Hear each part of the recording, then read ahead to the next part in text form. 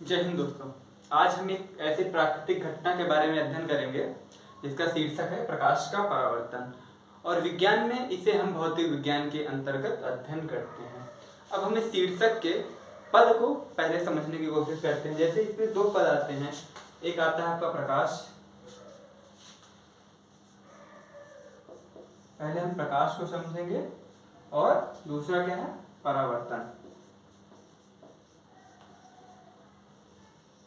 पहले प्रकाश को समझते हैं। आखिर प्रकाश होता क्या है? प्रकाश एक प्रकार की ऊर्जा है। ये एक प्रकार की ऊर्जा होता है जो हमारी आंखों में संवेदना प्रकट करता है।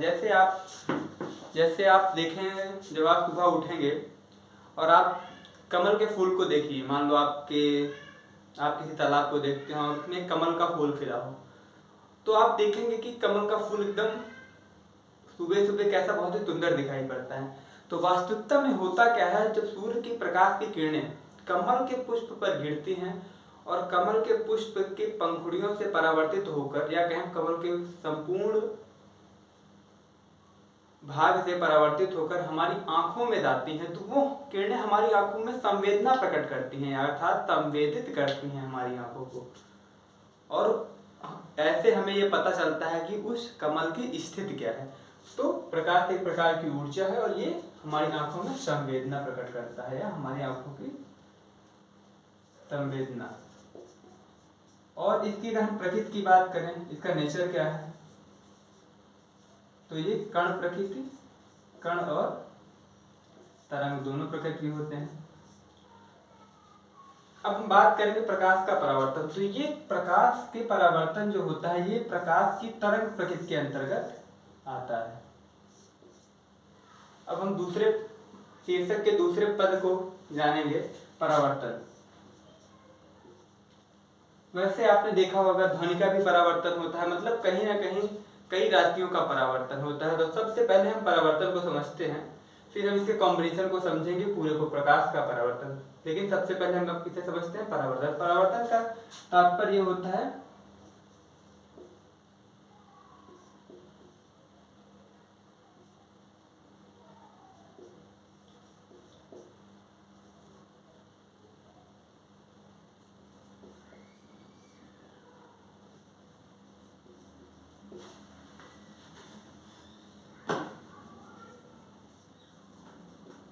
किसी वस्तु का या कोई भी तरंग हो, उसका किसी भी भाग से टकराकर वापस लौटने की जो क्रिया होती है, वो क्या होती है, परावर्तन होती है।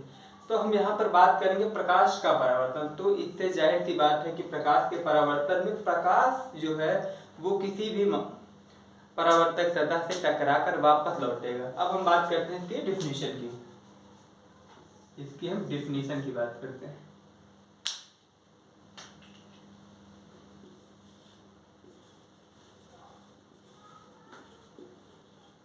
हम प्रकाश के परावर्तन की डिफिनीशन की बात करते हैं। तो प्रकाश की किरण का किसी एक माध्यम में किसी परावर्तक तल से टकराकर उसी माध्यम में वापस लौटने की प्रक्रिया को क्या कहते हैं, प्रकाश का परावर्तन। दोबारा हम बोलेंगे, प्रकाश की किरणें जब किसी एक माध्यम में किसी भी परावर्तक तल पर टकराकर उसी माध्यम में वापस लौट आती हैं, तो इस घटना को क्या कहते हैं, प्रकाश का परावर्तन कहते हैं। थोड़ा देर हम चित्र के माध्यम से समझते हैं।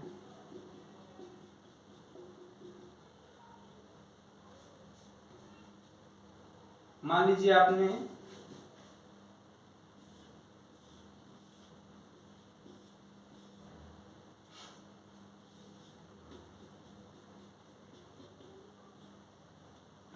ये आपका सन है, सूर्य है, और आपने एक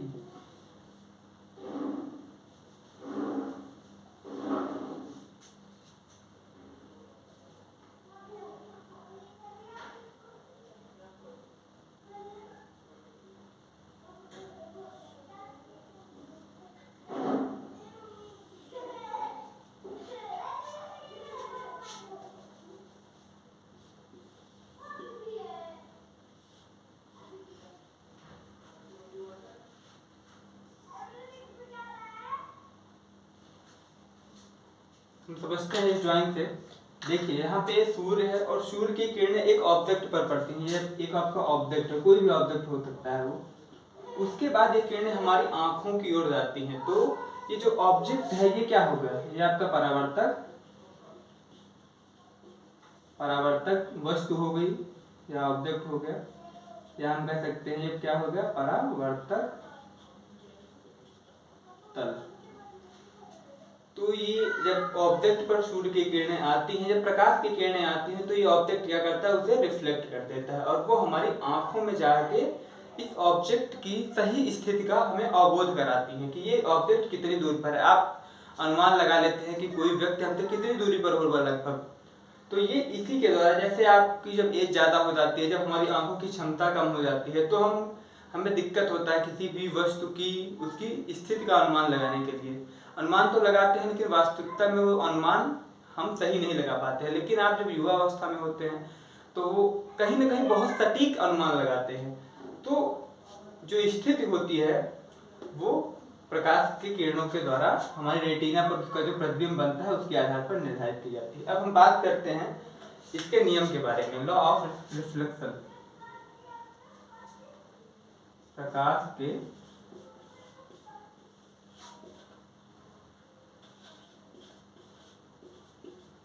परावर्तन का नियम।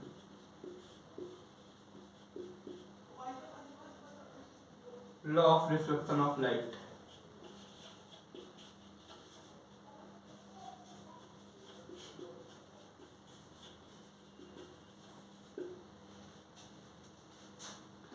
अब हम एक इसमें परावर्तक तल बनाते हैं। इसमें आप एक चीज देखेंगे, जो सूर्य की किरण सूर्य से ऑब्जेक्ट की ओर किरण आ रही है उसे हम क्या बोलते हैं, इंसिडेंट रे, या कहें आपतित किरण।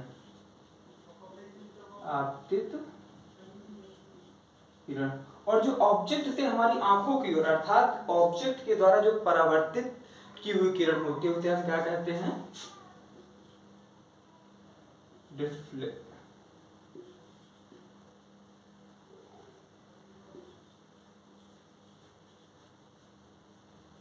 Reflected ray.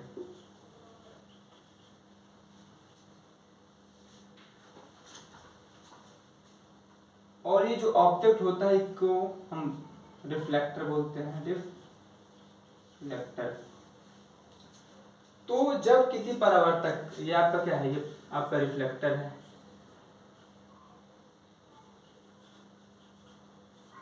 जब किसी परावर्तक तल पर या रिफ्लेक्टर पर प्रकाश की किरण या आपतित किरण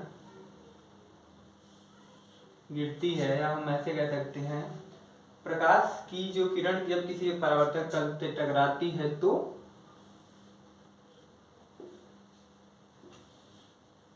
वो जिस बिंदु पर टकराती है उसे हम क्या बोलते हैं, उसे हम आपतन बिंदु कहते हैं। और जो किरण परावर्तक तल की ओर आ रही होती है उसे हम क्या बोलते हैं, इंसिडेंट, आपतित किरण।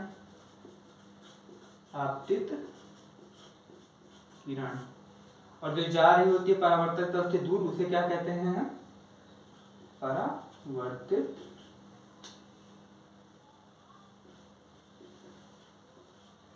किरण। और आपतन बिंदु पर अभिलंब होता है, आपतन बिंदु पर एक अभिलंब होता है। और आप देखेंगे कि ये थोड़ा सा एंगल जो है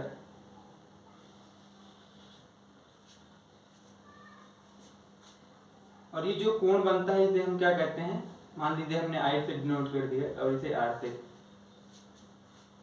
ये वाला कोण आपका क्या हो जाता है, इसे हम कहते हैं आपतन कोण।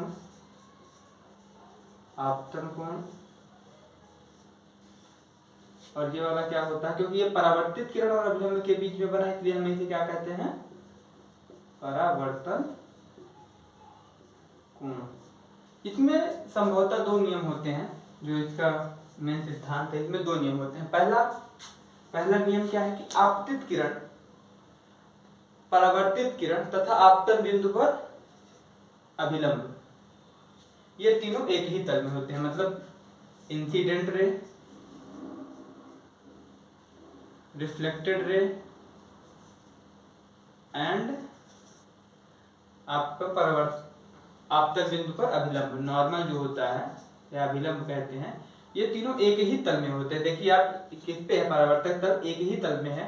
उसके बाद दूसरा इसमें आता है आपका आपतन कोण, जो आपका आपतन कोण है वो सदैव परावर्तन कोण के बराबर होता है।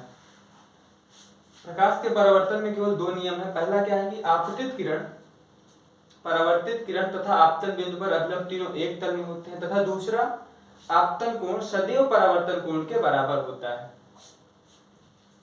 हम आशा करते हैं आप लोगों को काफी अच्छे से समझ में आया होगा और हम अगले वीडियो में मिलेंगे। धन्यवाद।